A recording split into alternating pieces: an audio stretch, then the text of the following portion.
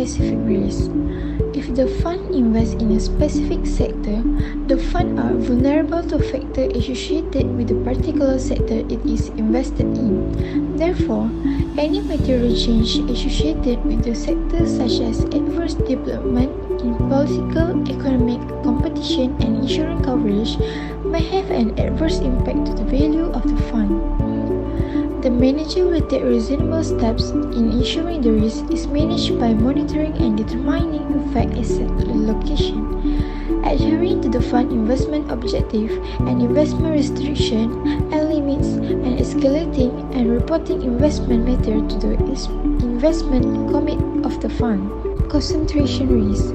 Concentration risk is the probability of losing from lack of diversification, investing too heavily in one industry, one geographic area, or one type of security. Funds are exposed to concentration risk when funds are concentrated to high level of individual stock and sector exposure. Excessive concentration could also give rise to liquidity risk or stock-specific risk losses. Concentration risk could be mitigated by investing into different asset classes and securities in different sectors of different geographical location within the approved limits. Although the fund may have the ability to diversify, there may be circumstances that it may hold concentrated position. The risk could also be mitigated through close monitoring of investment in which exposure is deemed as highly concentrated. Capital market risk. Market risk refer to the possibility that an investment will lose value because of a general decline in financial market due to economic, political, or other factors, which will result in a decline in the fund net asset value or NAV. Derivative risk. The fund may invest in derivatives mainly for hedging and to a lower extent for investment purpose. The price of derivative depends on variety of market factors, including the price and volatility of the underlying asset, interest rate, foreign exchange rate, and others. Market value of derivative may be subject to wide fluctuation and expose the fund to potential gains or losses. Interest rate risk. Interest rate risk refers to the impact of interest rate changes on the valuation of debt instruments.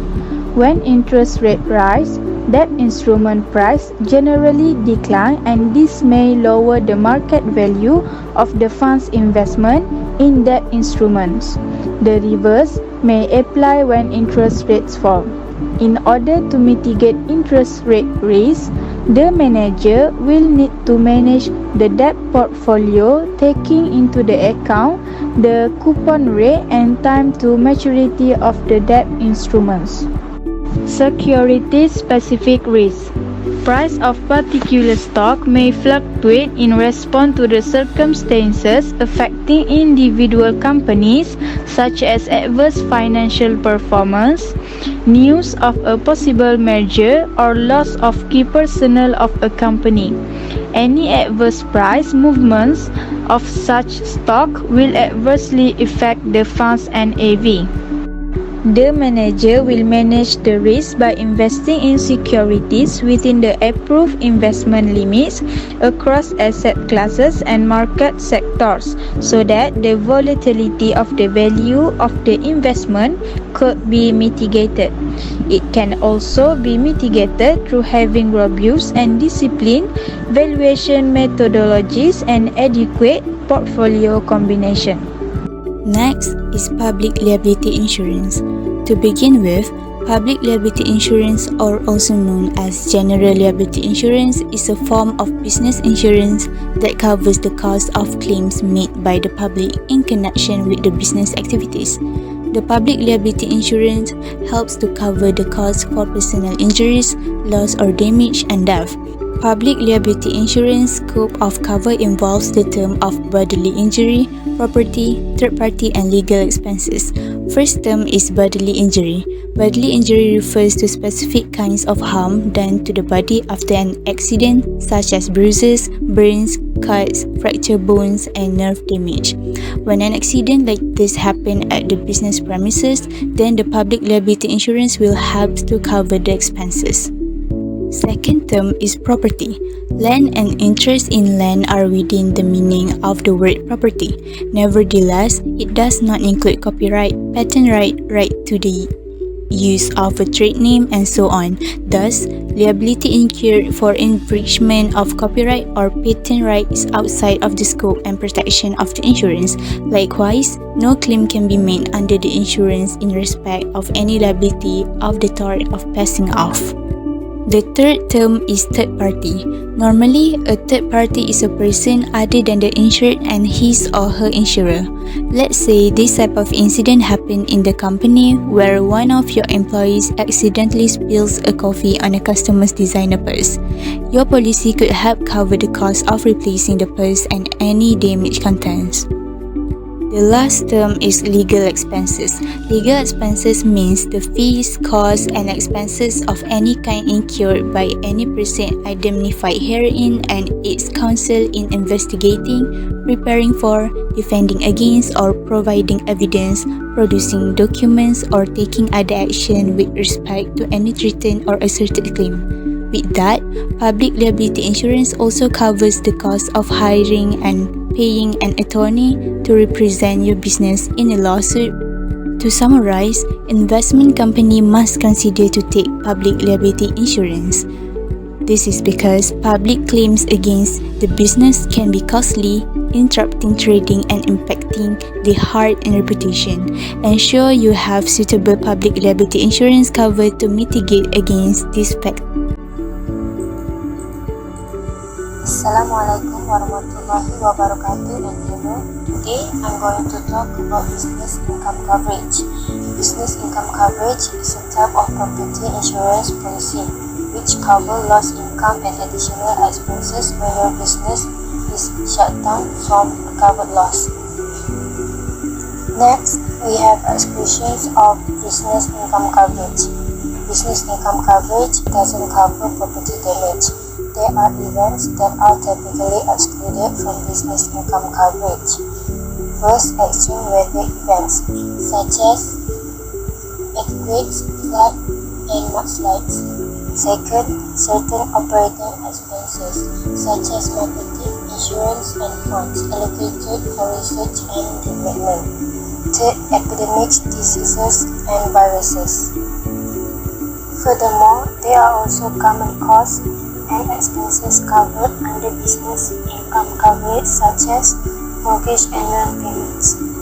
Payments are typically due even if your site is uninhabitable. Employee wages and payroll. With a business interruption rider, you will still be able to make payroll. Lost revenue. Business interruption insurance can help replace what your business would have earned had it not suffered the covered loss. Loan payments. Coverage will ensure that your loans won't go delinquent. Tax payments. Your tax obligations will continue even if your business is temporarily closed. Lastly, we have options and endorsement for business income coverage. First, dependent property. It covers your actual loss of business income from a necessary suspension of your operation. Second, extra expense coverage. Extra expense insurance will cover expenses you incur during the period of restoration to overall minimize the suspension of your business. Third, utility services such as electric, gas, or water provided by public or private utility companies.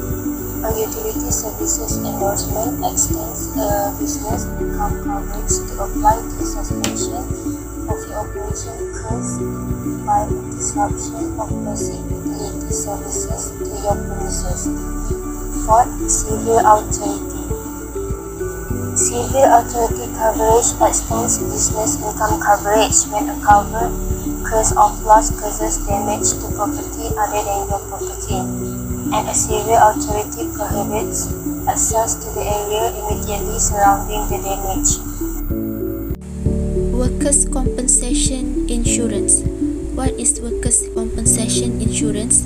It is designed to provide prompt and adequate reimbursement or compensation to workers who are injured on the job and to protect the employer against civil lawsuits. When one of the employees suffers an occupational diseases or injury while on the job, benefits are paid for various expenses. Next, scope of cover. First, statutory workers' compensation. Damage are paid without investigation into who was at fault in the incident.